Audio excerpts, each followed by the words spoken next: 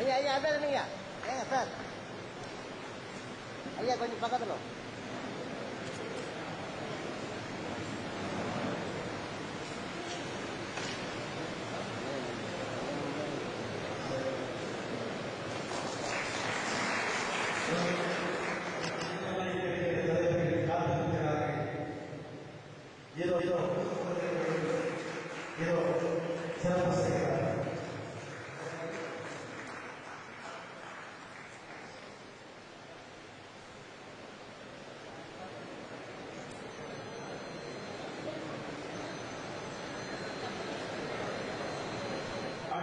அறிவுறுந்து வாழ்க்கை செய்து வழங்கியிருந்த ஐயா மாச விவசாயிகளும் பேச ஆசைப்பட்ட அயோத்திதாசரின் பேட்டி அன்பு சகோதரி நிரசி நாகராசன் அவர்களும் அறிவுறுந்து மன்னிக்க வேண்டும். அண்ணனை மொழி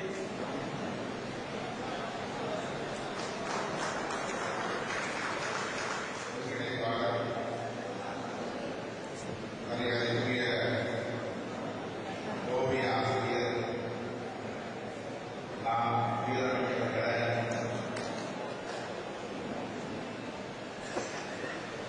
இந்த நிகழ்வில் பங்கேற்று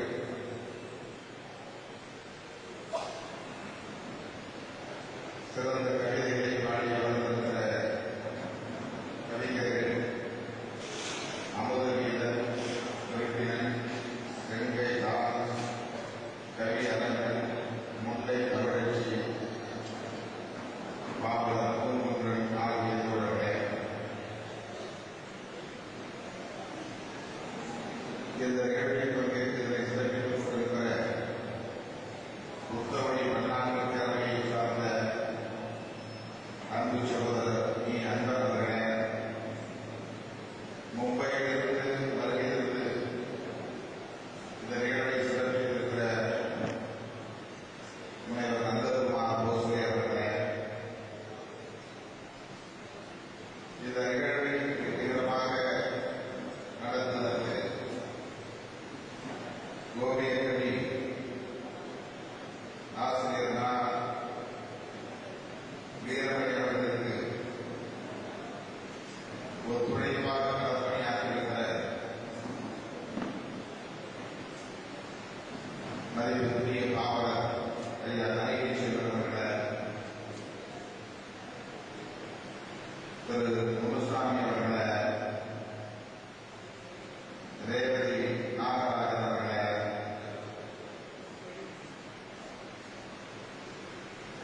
செங்கை சட்டப்பேரவை முன்னாள் உறுப்பினர் ஆசிரியர் தமிழன் மறுமலர்ச்சி திராவிட முன்னேற்ற கழகத்தின் துணை பொதுச் செயலாளர் ஆதரவு செயலியர் மதிப்பிற்குரிய அன்பு சகோதரர் மல்லை சத்யா அவர்களை, இந்த நிகழ்வில் பங்கேற்று நெடுநேரமாக இந்த அவையில் அமர்ந்து நம்மை எல்லாம் பெருமைப்படுத்தி இருக்கிற மூத்த பொதுவுடைமை சிந்தனையாளர், முதிர்ந்த உரையாளர், பெருமதிப்பிற்குரிய ஐயா திராவிட அவர்களே, விடுதலை சிறுத்தைகள் கட்சியின் பொறுப்பாளர்கள், மாவட்ட செயலாளர் விடுதலை செழியர் அவர்களே, செங்கை தமிழரசன் அவர்களே, தலாஜை பாண்டியன் அவர்களே, சிறுத்தை பிக்கு அவர்களே, தென்னாகன் அவர்களே, அம்பேத்கர் வளர்ந்த அவர்களே, அமரேணியன் அவர்களே, அன்பு செல்வன் ரவீந்திரன் தேவி செந்தமிழ் வளர்ந்த செந்தமிழன் கலைதாசன்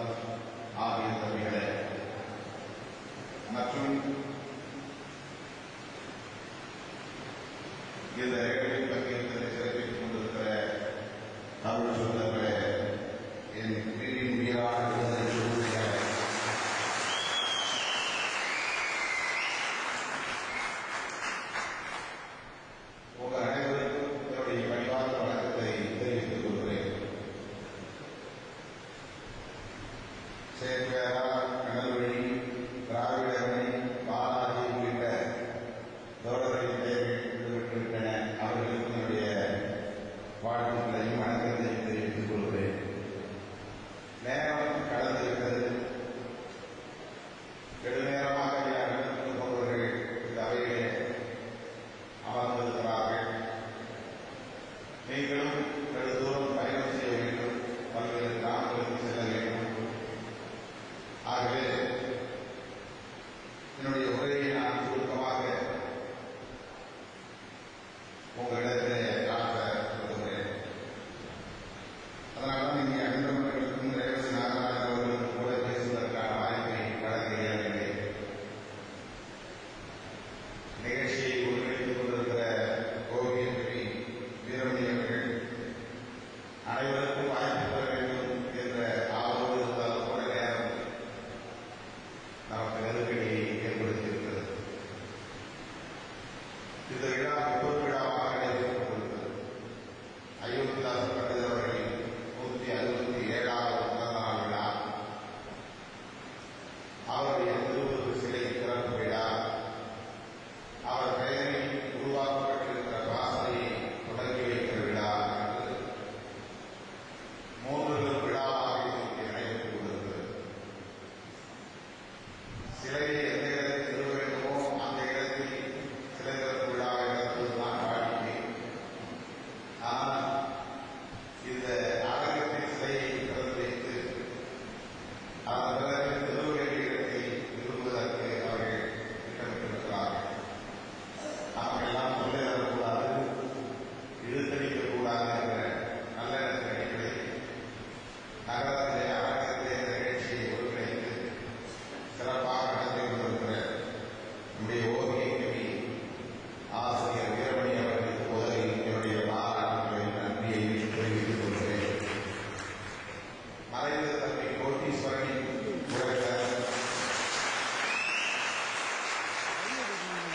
தம்பி கோட்டீஸ்வரன் அவருடைய இல்லத்திற்கு அழைத்து போயிருக்கிறார். அதையெல்லாம் சந்திக்கிற போது நினைவுபடுத்தினார். அப்போதுதான் எனக்கு நன்றாக மனதில் பதிவாகி இருக்கிறது. தன்னுடைய உறவினர் சொன்னது மட்டுமெல்லாம் அவர் ஓவியராகவும் கவிஞராகவும் ஆசிரியராகவும் பணியாற்றிக் கொண்டிருக்கிறார் என்ற தகவலை தம்பி கோட்டீஸ்வரன் சொன்னது எனக்கு இன்னும் பதிவாக நெஞ்சிலே அப்படியே ஆழ பதிவாகியிருக்கிறது. அந்த வகையில் தம்பி கோட்டீஸ்வரன் இன்றைக்கு இருந்திருந்தால் அவர் முன்னணி தலைவராக இருந்த நிகழ்ச்சியில் நடத்தியிருப்பார். நல்ல துடிப்பான இளைஞர், சுறுசுறுப்பாக பணியாற்றக்கூடிய ஒரு போராளி என்ற நிலையே இல்லை. ஆனாலும் இந்த அறிஞர் அயோத்திதாசருடைய திருவுருவப்படத்தை திறந்து வைத்திருக்கிற அதே அரங்கில் தம்பி கோட்டீஸ்வரனின் திருவுருவப்படத்தையும் தம்பி லெனின் அவர்களின் திருவுருவப்படத்தை திறந்து வைத்து பெருமைப்படுத்தியிருக்கிறார், சிறப்பு செய்திருக்கிறார். இருவருமே நல்ல போராளி. செங்கை மாநகரத்தில் நம்முடைய இயக்க கருத்துக்களை மக்களிடத்திலே கொண்டு செல்வதில் உறுதியாக இருந்தவர்கள், துடிப்பாக செயல்பட்டவர்கள். ஆக இந்த நேரத்தில் அவர்களெல்லாம் நினைவு கூறக்கூடிய வகையிலே இந்த அரங்கை அமைத்த ஓவிய கவி ஆசிரியர் வீரமணி அவர்களுக்கு மேலும் என்னுடைய நன்றியை நான் காணிக்கையாக்குகிறேன். இந்த நிகழ்வில் நான் பங்கேற்க வேண்டும் என்று ஒப்புதல் பெறுவதற்கு அவர் எடுத்துக்கொண்ட முயற்சியை போல நம்முடைய பாவலர் தனிச்செல்வன் அவர்கள் எடுத்துக்கொண்ட முயற்சி பெரும் முயற்சி. ஒரு 50-60 முறையாவது தோழர்களின் தொலைபேசி வாயிலாக கொண்டு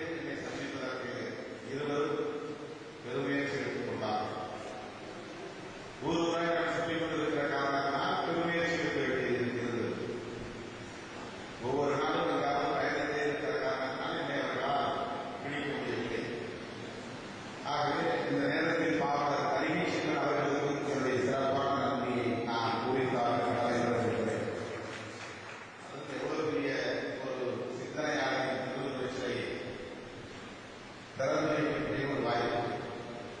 நம்முடைய மூத்த அரசியல் தலைவர், முதல்வரும் அரசியல் தலைவர் ஐயா நல்லவர்கள் அவர்களெல்லாம் கலந்து கொள்கிற இந்த அரங்கில் எனக்கு அந்த வாய்ப்பை வழங்கியது, அந்த பெருமையை வழங்கியது மறக்க முடியாத ஒரு நிகழ்வாகவும் நன்றி கடன் செலுத்த வேண்டிய ஒரு நிகழ்வாகவும் நான் கருதுகிறேன். ஆகவே மறுபடியும் என்னுடைய நன்றியை காணிக்கையாக்குகிறேன். ஒவ்வொரு சாதிக்கும் ஒவ்வொரு தலைவரை உயர்த்தி பிடிப்பதை போல் நாம் அயோத்திதாசரை உயர்த்தி பிடிப்பதாக சிலர் கருதக்கூடும்.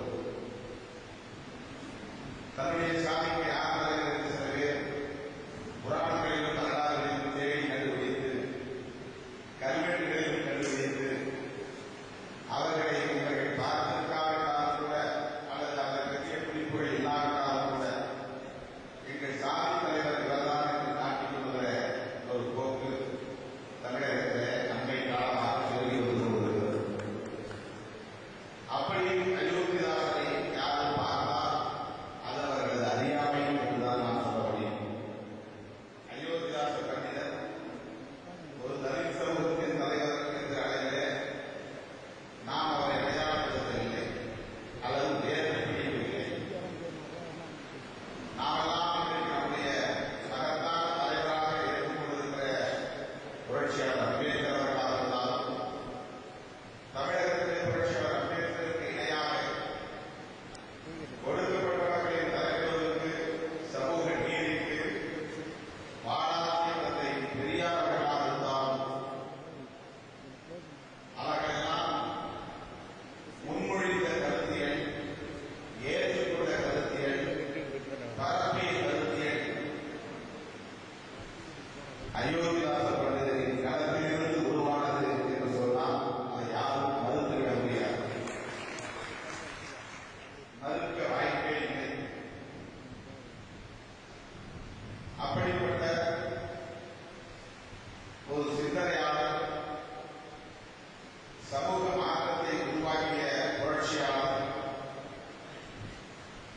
அறிவார்ந்த போராளி அயோத்திதாச பண்டிதர். அவருடைய இயற்கை காந்தராய் அவர் சென்னையிலே ஆரியகுளம் பகுதியிலே இன்றைக்கும் மக்கான் தோட்டம் என்று சொல்லப்படக்கூடிய இடத்தில்தான் அவர் பிறந்தார் என்று ஆய்வாளர்கள் கூறுகிறார். ரெட்டவேலி சீனிவாசன் அவர்களும் அயோத்திதாச பண்டிதர் அவர்களும் மாமன் பயின்றவர்கள். நீலமலை பகுதியிலே தங்கி கல்வியை பயின்றார். இந்துத்துவ சிந்தனையோடு தான் வளர்க்கப்பட்டார். ஆனால் அவருடைய சுய சிந்தனை வளர்ந்த பிறகு, மெய்யறிவு வளர்ந்த பிறகு இந்து மதத்தை எதிர்க்கவும், வேத மதத்தை எதிர்க்கவும், பார்ப்பன ஆதிக்கத்தை எதிர்க்கவும் துணிச்சலை பெற்றார். இன்றைக்கு திராவிட அரசியல் இயக்கங்கள் தந்தை பெரியார் அவர்களை, திராவிட கட்சியுடைய மூத்த தலைவர்களை பொதுமக்களிடத்திலே எடுத்துச் சென்ற காரணத்தினால் அயோத்திதாச பண்டிதரின் பங்களிப்பு மக்களை சென்றடையவில்லை. அது திட்டமிட்டு செய்ததாக நான் குற்றம் சாட்ட விரும்பவில்லை. புறக்கணிப்பு என்பது இரண்டு வகையில் நிகழலாம். ஒன்று அறியாமையால், தெரியாமையால், அதை பற்றிய புரிதல் இல்லாமையால் புறக்கணிப்பு நிகழலாம்.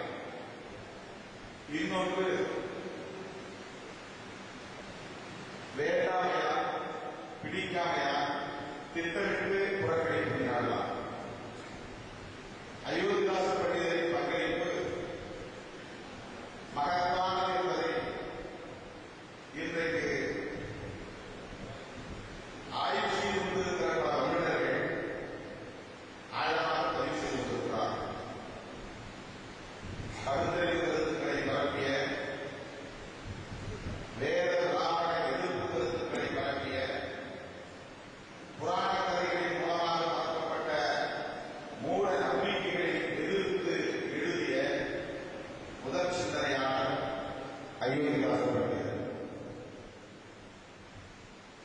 அவர் தொடங்கிய முதல் இயக்கத்தின் பெயர் திராவிட சங்கம் என்பதுதான் திராவிட மகாஜன சபை.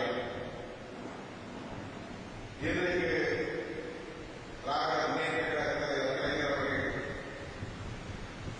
திராவிட இயக்க நூற்றாண்டு கொண்டாடினார். 2012ஆம் ஆண்டு 100 ஆண்டுகள் நிறைவு பெற்றிருக்கிற அடிப்படையில் நூற்றாண்டு விழாவை கொண்டாடினார். அம்மா கொண்டாட மாட்டார். அவர் திராவிட இயக்கம் என்ற பெயரை மட்டும்தான் வைத்திருக்கிறார், அரசியல் இல்லை. அதனால் அவர் திராவிட இயக்க நூற்றாண்டை கொண்டாட மாட்டார் என்பது நமக்கு தெரிந்திருக்கிறார். அண்ணா நூற்றாண்டையே கொண்டாடுவதுதான் தமிழக முதல்வர் அம்மா அவர்கள். அண்ணா நூற்றாண்டையே கொண்டாடுவார். திராவிட இயக்கத்துடைய நூற்றாண்டை திராவிட முன்னேற்ற கழக தலைவர் கலைஞர் அவர்கள் எந்த அடிப்படையிலே கொண்டாடுகிறார் என்று பார்த்தால் 1912ஆம் ஆண்டு டாக்டர் சி. நடேசன் அவர்கள் திராவிட மாணவர் சங்கம் என்ற ஒரு சங்கத்தை முதல்வராக நிறுவினார். அதுதான் இந்த காலத்தில் சுயமரியாதை இயக்கமாகவும் நீதி கட்சியாகவும் அல்லது பார்ப்பன அல்லாத இயக்கமாகவும் பரிணாமம் பெற்றது. 1914ஆம் ஆண்டு நீதி கட்சியின் தொடக்கம் என்று சொன்னாலும் கூட 4 ஆண்டுகளுக்கு முன்பே 1912இல் டாக்டர் நடேசன் தொடங்கிய திராவிட மாணவர் சங்கம்தான் திராவிட அரசியல் இயக்கத்துடைய தொடக்கம் என்ற அடிப்படையில் 1912, 2012 ஆகிய 100 ஆண்டு நிறைவேற்றிருக்கிற சில வகையில நூற்றாண்டு விழா திராவிட முன்னேற்ற கழக தலைவரால் கொண்டாடப்பட்டது. இன்றைய திராவிட முன்னேற்ற கழகம், இன்றைய மறுமலர்ச்சி திராவிட முன்னேற்ற கழகம், இன்றைய அண்ணா திராவிட முன்னேற்ற கழகம் என்று திராவிட அரசியல் கட்சிகள் பல உருவாகியிருக்கிற நிலையில் இந்த கட்சிகளுக்கான மூலம் என்று பார்க்கிற போது திராவிட மாணவர் சங்கத்தை ஒரு எல்லையாக வைத்துக் கொள்வது தவறல்ல. திராவிட அரசியல் கட்சிகளின் நூற்றாண்டு, திராவிட கட்சிகளின் திராவிட இயக்கங்களின் நூற்றாண்டு என்ற கருத்தை 2012 ஒரு தொடக்க எல்லையாக ஏற்றுக்கொண்டிருக்கிறார்கள் என்று சொன்னால் அதை நாம் குற்றச்சாட்டாக சொல்ல முடியாது. ஆனால் திராவிட உணர்வு, திராவிட சொல்லாடல், திராவிட கருத்தியல் என்பது பார்ப்பன எதிர்ப்பிலிருந்து முன்வைக்கப்பட்டதன் தொடக்கம் என்று பார்த்தால் இந்துத்துவ எதிர்ப்பிலிருந்து முன்வைக்கப்பட்டது என்பதன் தொடக்கம் என்று பார்த்தால் அது அயோத்திதாசர் பண்டிதர் உருவாக்கிய திராவிட சங்கம் அல்லது திராவிட மகாஜன சபை என்பதிலிருந்துதான் தொடங்க வேண்டும். அது எப்போது தொடங்கப்பட்டது என்றால் 1890. அப்போது புரட்சியாளர் அம்பேத்கர் அவர்களே பிறக்கவில்லை. அவர் சிசுவாகவே பிறக்கவில்லை. அவர் 1891 பிறந்தார். 1890 திராவிட மகாஜன சபையை அயோத்திதாசர் கட்டி எழுதினார். ஆதி திராவிட மகாஜன சபையை வெற்றிமலை சீனிவாசன் கட்டியிருக்கிறார். அது ஒரே காலகட்டத்தில் உருவானது. ஆதி திராவிட மகாஜன சபை என்பது ஒரே காலகட்டத்தில் உருவானது. அயோத்திதாசர் திராவிடம் என்ற சொல்லை எப்படி கையாண்டார், எங்கிருந்து அதை அவர் உருவாக்கினார், எந்த பார்வையிலிருந்து அவரால் அது முன்வைக்கப்பட்டது என்பதை ஆய்வு செய்தால் தந்தை பெரியார் எந்த நோக்கத்திற்காக திராவிட அரசியலை கையெழுத்தாரோ அதே நோக்கம் அயோத்திதாசர் பண்டிதரிடமிருந்தும் வெளிப்படுகிறது. அப்படி பார்த்தால் 1912 தொடக்கையாக இருந்தார்கள். கருத்தியலின் தொடக்கைகளை 1890 தான் தொடங்கியிருக்க வேண்டும்.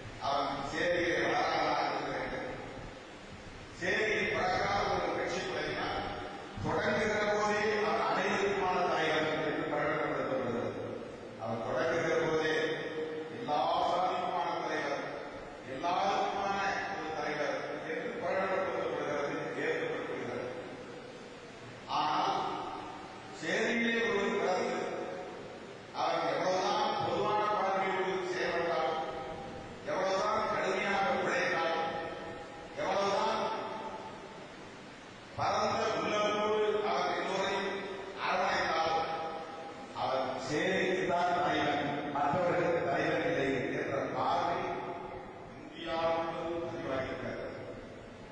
அது திருமாவளவன் மட்டுமல்ல, புரட்சியாளர் அம்பேத்கருக்கும் தான், புரட்சியாளர் அம்பேத்கருக்கு மட்டுமல்ல, அயோத்திதாச பண்டிதருக்கும் தான். அயோத்திதாச பண்டிதர் தலை சிறந்த பத்திரிகையாளர், தலை சிறந்த சித்த வைத்தியர், தலை சிறந்த சிந்தனையாளர், திராவிட கருத்தியாளர், தலை சிறந்த பௌத்த தர்ம கருத்தாளர், பகுத்தறிவு சிந்தனையாளர். அது அவருடைய காலத்திலேயே நிறுவனம் பெற்று அன்றைக்கே அந்த காலத்தில் வாழ்ந்த மக்கள் அவரை தலைவராக ஏற்று உலக நாடுகளில் எல்லாம் அங்கீகரித்திருக்கிறார். அன்றைக்கு அவர் நடத்திய தமிழர் கேள்வி ஒருமை சார் தமிழர் 1906 அல்லது 7 என்ற காலகட்டத்தில் தொடங்கி 1914 வரை அவர் காலமான வரை அதை தொடர்ந்து நடத்தியிருக்கிறார். ஒருமை சார் தமிழர், தமிழர் என்கிற சொல்லை அவர் கையாள தொடங்கியிருக்கிறார் என்பதிலிருந்து அவருடைய பார்வை எங்கமாக இருக்கிறது என்பதை புரிந்து கொள்ள வேண்டும். இன்றைக்கு மேடையில் தமிழர் என்று பேசுகிறவர்கள் மிக வெளிப்படையாக நாங்கள் ஆண்ட சாதி, ஆண்ட பரம்பரையை சார்ந்தவர்கள், எங்கள் சாதி உயர்ந்த சாதி என்று சாதி கொண்டு பேசக்கூடியவர்களாக இருக்கிறார்கள். ஆனால் 1990களில் இருந்து எல்லோரையும் தமிழர்களாக பார்க்கிற பார்வை அயோத்திதாசர்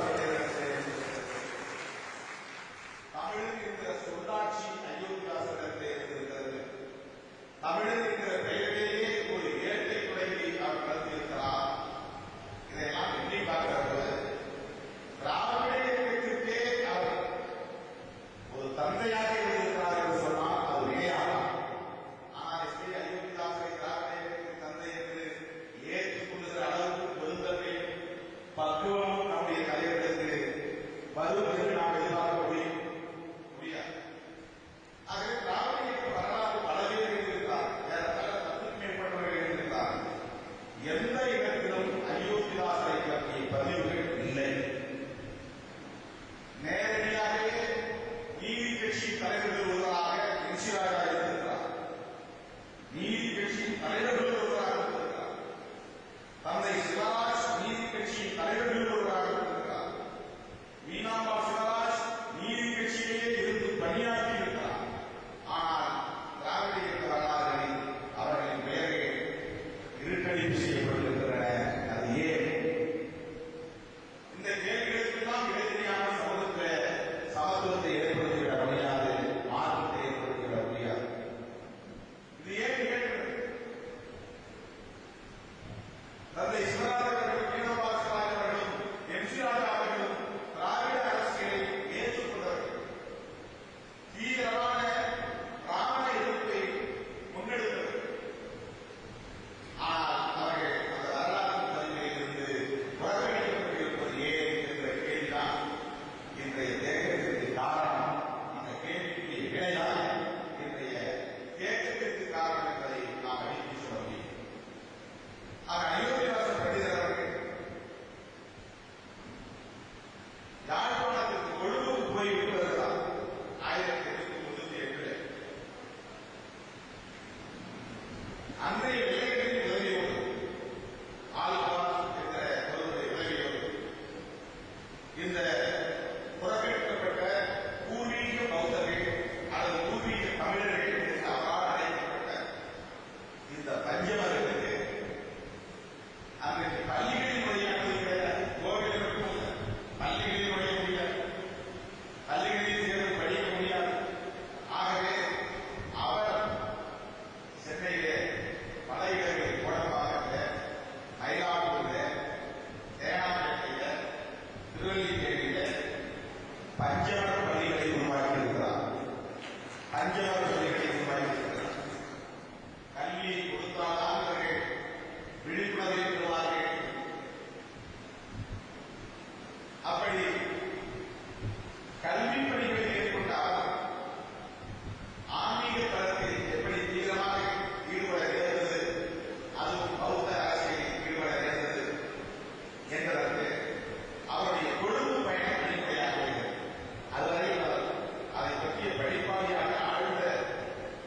அறிவாளியாக இருந்திருக்கிறார்.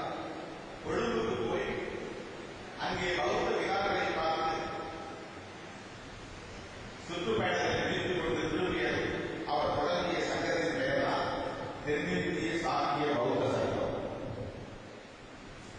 தென்னிந்திய சாக்கிய பௌத்த சங்கத்தை தொடங்கிய போது அதற்கு எதிராக இருந்ததற்கு காரணம் என்றால் தமிழ் திராவிடம் என்கிற இரண்டு கருத்துக்களை அடிப்படையாக கொண்டு எழுதிய பேசிய செயல்பட்ட அறிவார்ந்த சான்றோர்கள் தான் எதிராக இருந்தார். அதில் குறிப்பாக சொல்லப்போனால் நம்முடைய தமிழர்கள்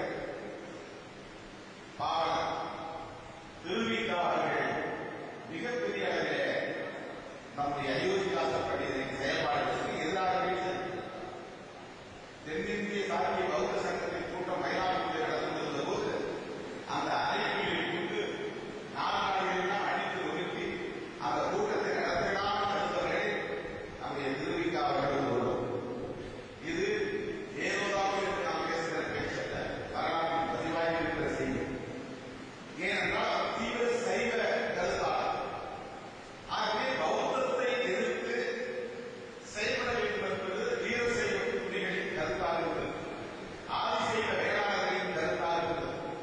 சைவ மதம், வைணவ மதம், இந்த மதங்கள் ஒன்றுபட்டு எழுச்சி பெற்று பௌத்தத்திற்கும் சமணத்திற்கும் எதிராக யுத்தம் எடுத்தது. பௌத்தத்திற்கும் சமணத்திற்கும் எதிரான வன்முறைகள் தான் இன்றைக்கும் சாதிய வன்முறைகளாக உணர்கிறது. பௌத்த பள்ளிகளை கொடுக்கிய வன்முறைதான் இன்றைக்கு சேரி குடிசைகளை கொடுக்கிற வன்முறையாக தொடர்கிறது. பௌத்த குருமார்களின் புக்குகளை கொண்ட அந்த படுகொலை வன்முறை கலாச்சாரம் தான் இன்றைக்கும் சேரி கிளைகளை கொடுக்கிற கலாச்சாரமாக தொடர்கிறது. ஆகவே பௌத்தத்தின் மீதான வெறுப்பு, சமணத்தின் மீதான வெறுப்பு அன்றைய காலகட்டத்தில் தமிழர்களிடையே அல்லது திராவிடர்களிடையே தொற்றிக்கொண்டே இருந்தது, பரவிக்கொண்டே இருந்தது என்பதற்கு சான்றுதான் திருவிக்காவர்களே நேரடியாக சாக்கிய சங்க கூட்டங்களின் போது அந்த கூட்டத்தை கலைக்கிற நடவடிக்கைகளில் ஈடுபட்டார், வன்முறையில் ஈடுபட்டார் என்ற பதிவுகள் வரலாற்று சூழலில் காண முடிகிறது. அதே திருவி கல்யாண சுந்தரம் அவர்கள் பேரலிட்டிக் பிரஷர், அதாவது பக்கவாத நோயால் பாதிக்கப்பட்டு படுக்கையை கிடந்த போது அதை குணப்படுத்த முடியாது என்று மருத்துவரை கைவிட்ட நிலையில நம்முடைய அயோத்திதாச பண்டிதர் அவர்கள்தான் அவரை நேரில் எண்ணெய் கொடுத்து தடவி மசாஜ் செய்துவிட்டு எழுந்து நடக்க வைத்தவர் அயோத்திதாச பண்டிதர் அவர்கள். இதை யார் சொன்னதென்றால் திருவிக்காவர்களே சொல்லியிருக்கிறார். திருவிக்காவர்களே வாழாக எழுதியிருக்கிறார். எந்த திருவிக்காவர்கள் தென்னிந்திய சாங்கிய சட்டத்தை, பௌத்த சட்டத்தை எதிர்த்து அயோத்திதாச பண்டிதரின் கூட்டத்தில் வன்முறை செய்தார். அதே திரு கல்யாண சுந்தரம் அவர்கள் இவரால் நான் மீண்டும் பிழைத்தேன் என்று எழுந்து நடக்க வைத்தவர், எனக்கு உயிர் கொடுத்தவர் அயோத்திதாச பண்டிதர் என்ற சித்த வைத்தியர் தான் என்று அவரை வாழ்வில் குறித்திருக்கிறார். ஆக மனிதநேயம்தான் அடிப்படை அளவுகோலாக இருந்திருக்கிறதே தவிர சாதி ஒரு அளவுகோலாக அயோத்திதாச பண்டிதர்கள் அமையவில்லை. இன்றைக்கு திருமாவளவனை அழைக்கலாமா வேண்டாமா என்பதற்கு கூட சாதியை அளவுகோலாக இதுதான் பார்க்கிறார். இந்த செய்தியை பத்திரிகையிலே போடாமா வேண்டாமா என்பதற்கு கூட ஒரு அளவுகோல் சாதியாக தான் இருக்கிறது. இதை நான் வெளிப்படையாக பேசுவதற்கு காரணம் இன்றும் அது வெளிப்படையாக தொடர்கிறது. வெளிப்படையாக தொடர்கிறது. மிக தெளிவாக பதிவாகும். அதையெல்லாம் நிரூபித்து களத்தில் இருக்கிற மூத்த தலைவர்கள் ஒருவராக நான் ஐயா நல்லவர் அவர்களை பார்க்கிறோம். அதையெல்லாம் கூடாது என்ற கருத்தை ஆழமாக பதிவு செய்து கொண்ட தலைவர்கள் ஒருவராக தான் அவரை நாம் பார்க்கிறோம். ஆகவே இன்றைக்கு நம்முடைய பதிவுகள் கூட இடைவெளிக்கு எடுத்தாலும் நேற்று பதிவு நாம் உயிர வழங்குகிறோம். 1000 பேருக்கு கலந்து கொண்டார். எத்தனை நாடுகளில் பதிவாகிறது? ஏன் அது பதிவாகிறது? இடம் பார்க்கலையா? நடிகைகளுக்கு படம் போட இடம் இருக்கிறது, திரைப்படங்களுக்கு விமர்சனம் எழுத இடம் இருக்கிறது,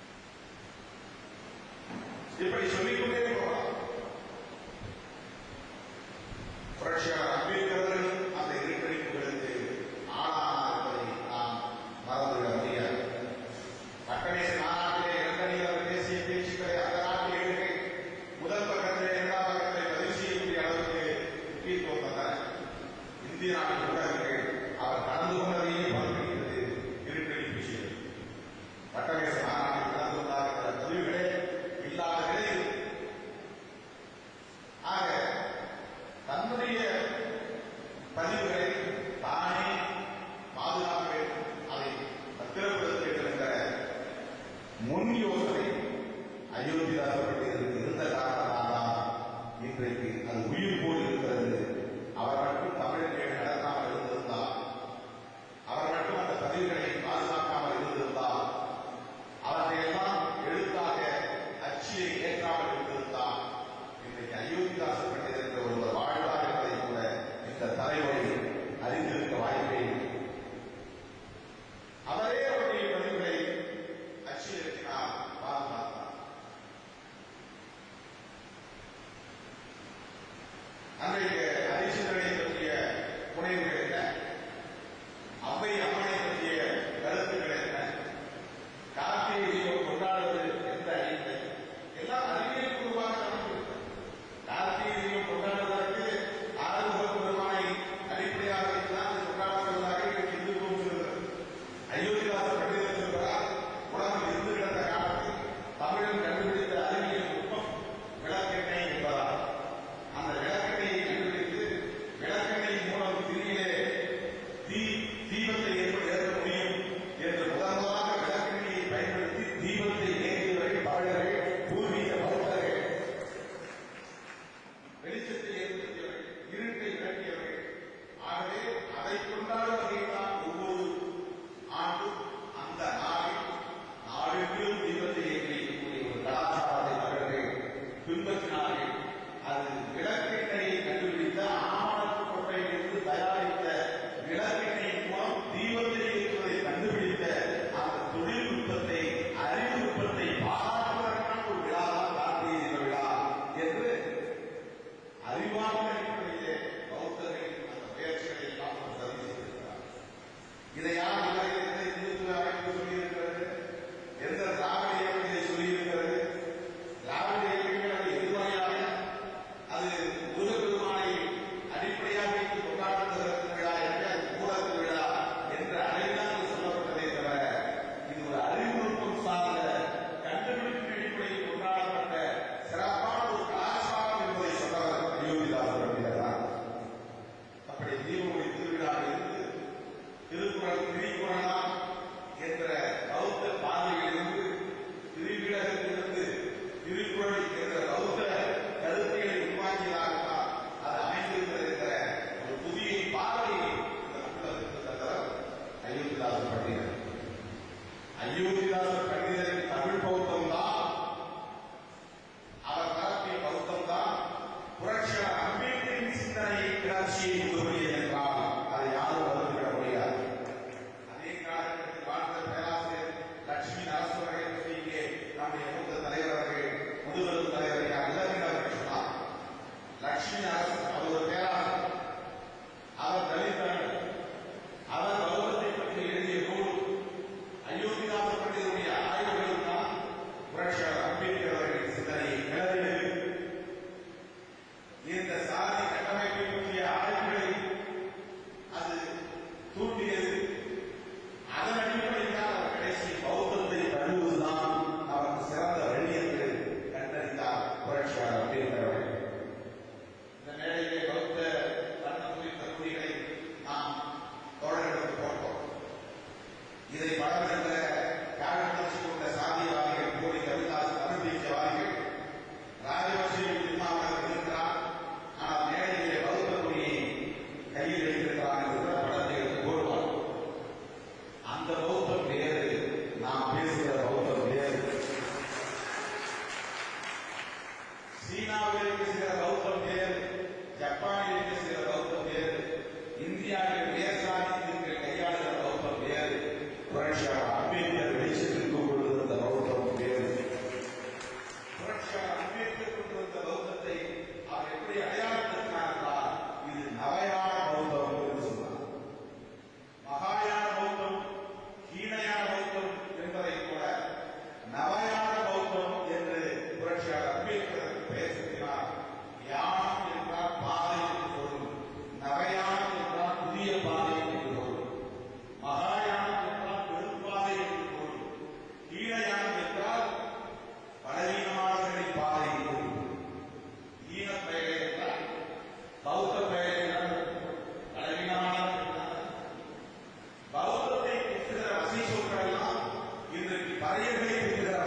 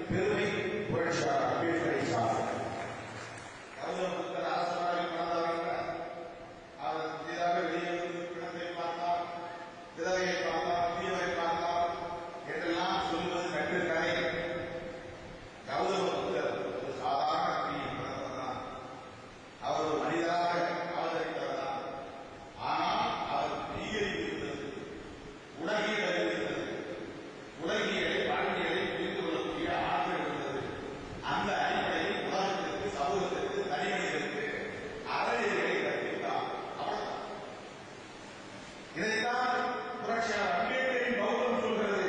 எதை கௌதம புத்தர் எதை சொன்னாரோ அந்த கூடத்தை சொல்வதுதான் புரட்சியாளர் அம்பேத்கரின் பௌத்தம். ஏனென்றால் அந்த மகாயானத்திலிருந்து ஈனயானத்திலிருந்து இந்துத்துவ பௌத்தத்திலிருந்து பிரித்து பார்ப்பதற்காக கௌதம புத்தர் இப்படி படுகொலைகளை செய்கிறார். படுகொலைகளை செய்து ரத்தக்கரை பிடித்திருக்கிற இடத்தில் கௌதம புத்தருக்கு சிறையில் விடுவதுதான் ராஜபக்ஷம். இது உலக ஏற்றுக்கொள்கிறார். கௌதம புத்தர் இருந்தால் அதை ஏற்றுக்கொள்ளாரா? எவ்வளவு ஆகவே நாம் எதிர்ப்பது ஆதிக்கம். அது இனத்தின் பெயராக இருந்தால், அது வர்க்கத்தின் பெயராக இருந்தால், அது சாதியின் பெயராக இருந்தால், அது பாலினத்தின் பெயராக இருந்தால், ஆதிக்கத்தை எதிர்ப்பதிருக்கிற அளவுகோலை வைத்தால்தான் அறநெறி பார்வையை கடமை. ஆதிக்கத்தை எதிர்ப்போம் அவ்வளவு, அடக்குமுறையை எதிர்ப்போம் அவ்வளவு. சாதிய பார்வையிட்டால் தமிழினத்துக்கு எதிரான அடக்குமுறையை எதிர்க்க முடியாது, இங்கே ஒடுக்கப்பட்ட மக்களுக்கு எதிரான அடக்குமுறையை எதிர்க்க முடியாது. அங்கே ஆளும் படுகொலை செய்கிறது, அதை எதிர்க்கிறார்கள். பரமக்குடியிலே தமிழ்நாடு போலீஸ் படுகொலை செய்கிறது, இதை அங்கே சிங்கள ராணுவம் பாலியல் வல்லுறவு செய்து பெண்களை மாணவப்படுத்துகிறது, அதை எதிர்த்து குதித்து போகிறார்கள். இங்கே ஒவ்வொரு நாளும் இன்றைக்கு ஏதோ ஒரு சேரியில் ஒரு பெண் மாணவப்படுத்தப்பட்டுக் கொண்டிருப்பார் அல்லது படுகொலை செய்யப்பட்டுக் கொண்டிருப்பார். இந்தியாவில் நாம் நகரத்தில் இருக்கிறோம், ஒரு அரங்கில் இருக்கிறோம், அரசியல் பேசுகிறோம். ஆனால் எத்தனையோ செய்திகள் இருந்து கிடக்கின்றன, எத்தனையோ செய்திகள் இருக்கும் அடக்குமுறைகள் பரவி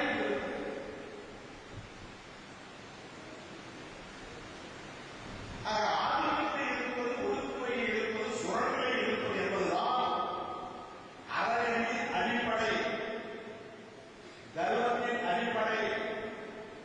தர்மம் என்பது வடமொழியில் சொல்லப்படுகிற ஒரு சொல்லால் அது தர்மம் என்று நம்மவரால் கையாளப்பட்டது. அதுதான் அறநெறி, அதுதான் அறநெறி. ஆகவே அறநெறி எது? ஆதிக்கத்தை எதிர்ப்பதுதான் அறநெறி, ஒடுக்குமுறையை எதிர்ப்பதுதான் அறநெறி, சுரண்டலை எதிர்ப்பதுதான் அறநெறி. அந்த கருத்தியலை அடிப்படையாக கொண்டு எடுத்த தலைவர்கள் தான் புரட்சியாளர் அம்பேத்கர் அவர்கள், அதற்கு முன்பு தோன்றிய அயோத்திதாச பண்டிதர்கள் என்பதை நாம் புரிந்து கொள்ள வேண்டும். நிறைய அயோத்திதாச பண்டிதர் தாழ்த்தப்பட்டவர், அதிலும் குறிப்பாக பழைய ஆகவே திருமாவளவன் இதையெல்லாம் பேசுகிறார் என்று சாதிவாதிகள் பேசப்படும். அவர்களால் அதன் மேல் சிந்திக்க முடியாது, அவர்களால் அதன் மேல் விமர்சிக்க முடியாது. ஆனால் நம்மை பொறுத்தவரையிலே அயோத்திதாசரை அப்படி பார்க்கவில்லை. ஒருவேளை அந்த உணர்வு நிகழ்ச்சி இருந்திருந்தால் ரெட்டமலை சீனிவாசனோடு சேர்ந்து ஆதிதிராவிட மகாஜன சபையை உருவாக்கி இருந்திருப்பார், அது சேர்ந்து எடுத்திருந்திருப்பார். ரெட்டமலை சீனிவாசன் ஆதிதிராவிட மகாஜன சபை, இன்னும் வெளிப்படையாக பழைய மகாஜன சபை. இவர் தமிழர் என்று கற்பிக்கிறார், பழைய என்று கற்பிக்கிறார். அவரும் ஆதிக்கத்தை எதிர்க்கிறார்.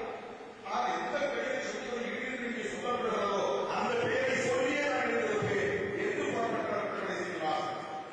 அப்படி நம்மை நாமே தனிமைப்படுத்திக் கொள்ளக்கூடாது. அனைவரும் ஒருவர்தான், எல்லோரும் தமிழர்தான் என்று பொது அடையாளத்தை நோக்கி போனவர் அயோத்திதாசர் பண்டிதர். இந்த வேறுபாடுகளை எல்லாம் நாம் புரிந்து கொள்ள வேண்டும். ஆக எனக்கு ஒரே ஒரு செய்தி நான் சொல்ல விரும்புகிறேன் தோழர்களே. நம்முடைய வரலாற்றை நாம் தவறாமல் பதிவு செய்வதில் எச்சரிக்கையாக இருக்க வேண்டும். இருட்டடி புகை நிறைந்த இந்த சாதி இருட்ட சமூக கட்டமைப்பு நம்முடைய போராட்டங்களை, நம்முடைய பயணங்களை நாம் தவறாமல் பதிவு செய்ய வேண்டும். அது மிக முக்கியமானது. அது நூலாக இருக்கலாம், அல்லது ஒளிப்படங்களாக இருக்கலாம், ஒலி வீடியோவாக இருக்கலாம். தவறாமல் பதிவு செய்ய வேண்டியது அவசியமானது. எதற்காக என்றால் நம்முடைய பெருமையை தூக்கிக் கொள்வதற்காக அல்ல, அடுத்த தலைமுறை இதை தொடர்ந்து பயணத்தை முன்னெடுத்து செல்வதற்காக. ஒரு தொடர்ச்சி தேவை, சிந்தனையும் தொடர்ச்சி தேவை, செயலிலும் தொடர்ச்சி தேவை. அயோத்திதாசனின் சிந்தனை தொடர்ச்சி தான் அம்பேத்கரின் சிந்தனை, அம்பேத்கரின் சிந்தனை தொடர்ச்சி தான் விடுதலை சிறுத்தைகளின் சிந்தனை. அப்படி சிந்தனை தொடர்ச்சி தேவை.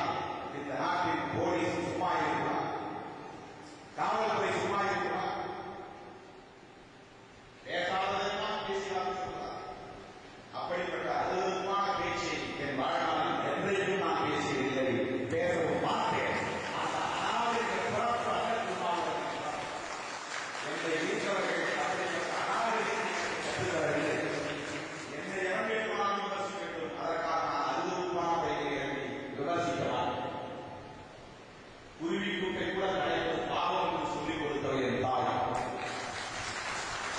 குடிசைகளை கொடுக்கிறவர் காட்டுகிறார். ஆனால் என்ன தாய் எனக்கு இன்னும் பசுமையாக கிடையாது.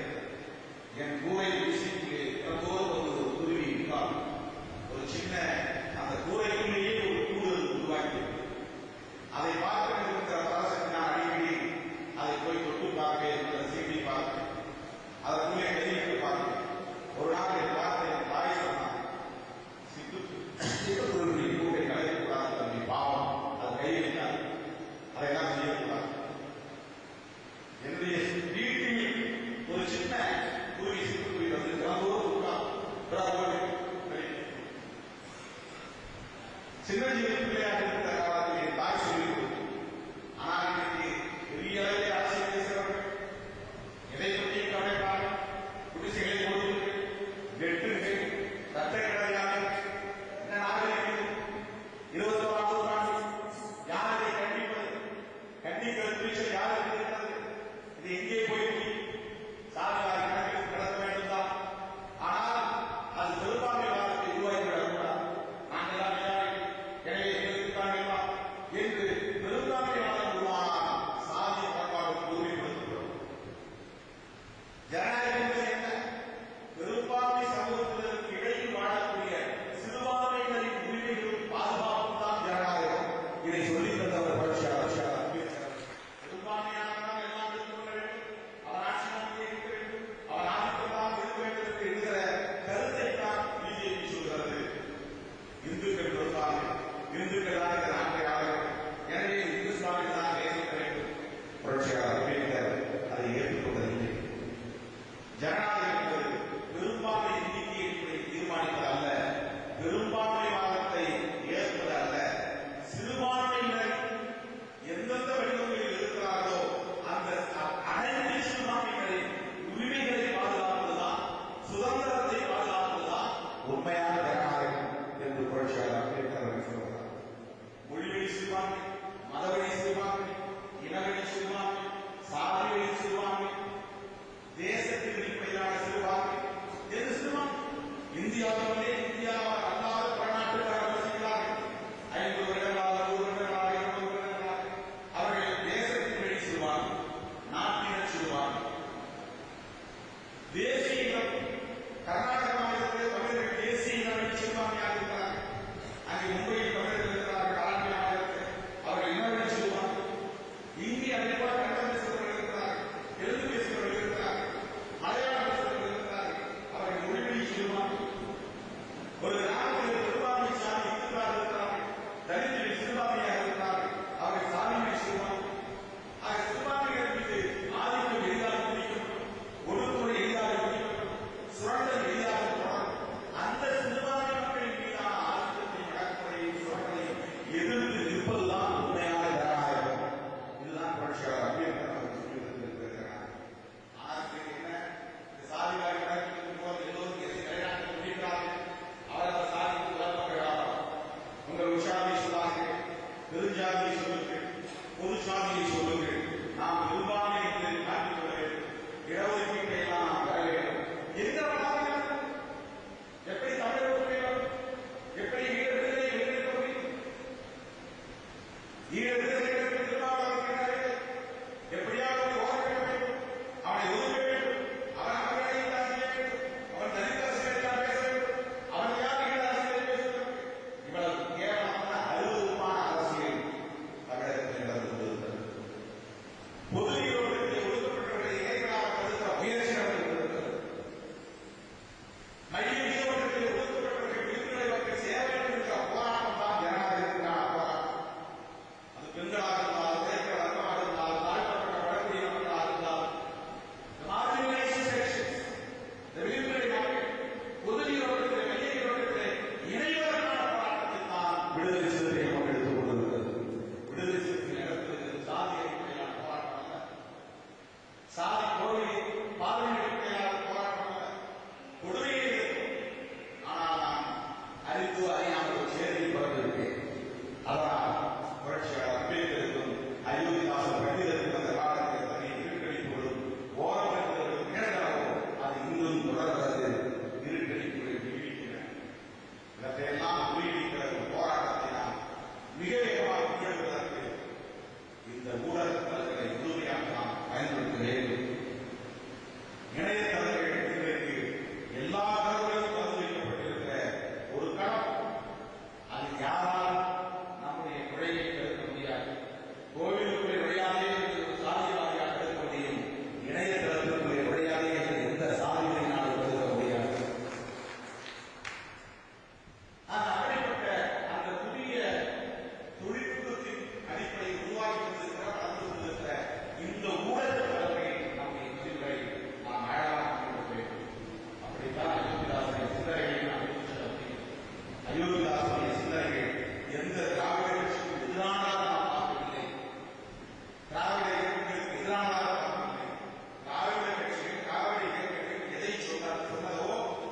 சொன்னாரோ அதைத்தான் அயோத்தியாக